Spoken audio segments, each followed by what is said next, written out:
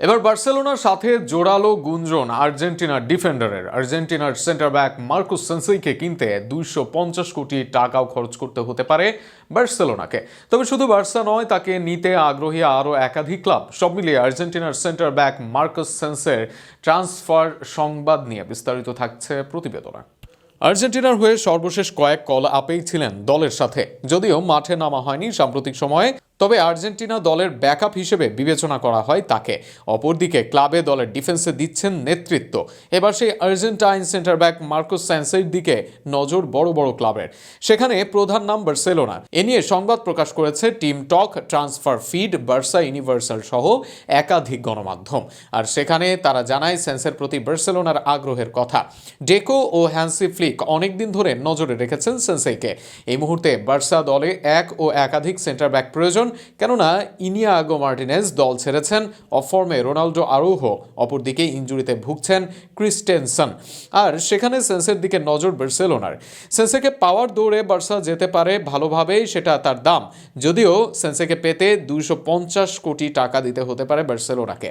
তবে এই মুহূর্তে মার্কেটে এই দামে তার মানের সেন্টার ব্যাক পাওয়া কঠিন। আবার সেন্সের বয়স অল্প, তাকে নিয়ে দীর্ঘদিন সার্ভিস নিতে পারবে বার্সেলোনা। সেক্ষেত্রে 22 মিলিয়ন ইউরোতে পাওয়া যেতে পারে এই আর্জেন্টাইনকে, যাতে সমাধান হতে পারে বার্সার সেন্টার ব্যাক সমস্যার। তবে শুধু বার্সেলোনা নয়, একাধিক ক্লাব তাকে পেতে আগ্রহ প্রকাশ করেছে। স্পোর্টস মল ফুটবল ট্রান্সফারের মতে এই জায়গায় বার্সেলোনার সাথে আগ্রহী আরেক Spanish club Atletico Madrid. Argentine coach সিমিওনের নজরে পড়েছেন স্বদেশী এই তারকা। অপরদিকে ট্রান্সফার ফিড ওয়ান ফুটবলের মতে সেন্সের দিকে নজর আছে ইতালির ক্লাব জুভেন্টাসেরও। অবশ্য সেটা থাকার যথেষ্ট কারণও রয়েছে। এই মৌসুমে ইপিএলে 16 ম্যাচে 3 অ্যাসিস্ট সেন্সের। বর্নমাউথের দ্বিতীয় সেরা রেটিংধারী খেলোয়াড় তিনি। এই মৌসুমে বর্নমাউথ ছেড়ে গেছেন ডিন হুজসেন, ইলিয়া জাবারানি সহ পারফর্ম করা সেন্টার ব্যাকরা। এরপরেও লিগে যথেষ্ট ভালো ফাইট ব্যাক দিচ্ছে দলটি, আর সেখানে বড় ভূমিকা রাখছেন সেন্সে। তবে এর মাঝে সেন্সে নিজেও চান বড় ক্লাবে যেতে।